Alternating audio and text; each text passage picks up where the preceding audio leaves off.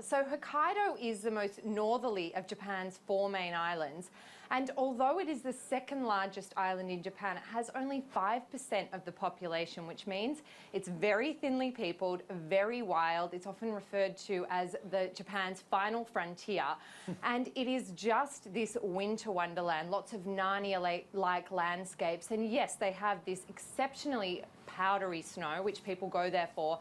But I was there doing a snowshoeing tour with Walk Japan, who do these very kind of off the beaten track walking tours. But you strap these snowshoes onto your feet and you can pretty much go anywhere. So at some points we were in snow that was so deep that we were hiking kind of over the tops of the trees. Goodness. And it was just really otherworldly. I mean, we were meeting these ice fishermen on Furen Frozen Lake. We were, you know, hiking up mountains. We were seeing the famous red-crowned cranes, which are, you know, the symbol of Japan, which are just abundant there in Kushiro. They've come back from virtually extinction.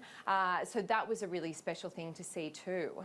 We're just looking at some pictures of the snowshoe tour. Is that essentially where you strap a tennis racket to your foot? I mean, it looks tiring. Well, you know what? It wasn't that tiring, because the way the tour worked, it was not sort of walking from one destination to the other. It was, we were in these little minivans going from place to place, and then we would hop out and do walks for maybe 3 to 4 hours in all these pristine wilderness areas. And the best part was that at the end of the day, if your muscles were a little tender, we were staying in these beautiful onsen lodges. Now, onsens are these, because Hokkaido is, you know, very volcanic island, they have these mineral hot springs, and you go in there and you soak your muscles at the end of the day. So it's hotels based around that.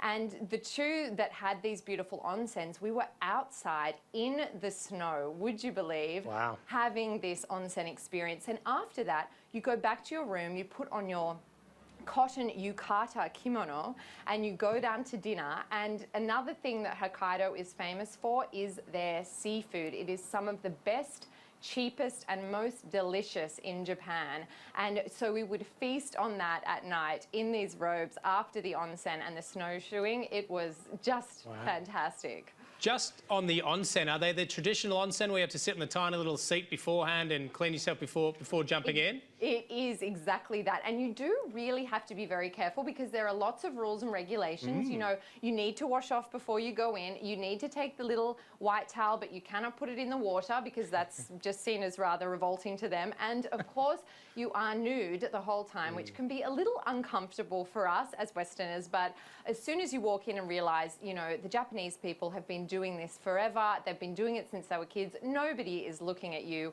You can just comfortably go and sit in these waters, some of which are up to about 42 degrees, so very warm, but it just works with all that snow around you. Love a bit of onsen. Look, you mentioned the food. What's the food like over there? And just finally, in terms of staying, top picks for where to stay, food and accommodation. Yes. Well, okay. The food, they have things like this very sweet king crab, which is one of their specialties. And because the waters around there, you're on the Sea of Okhotsk. It's, you know, you've got the ice flows coming down from Siberia.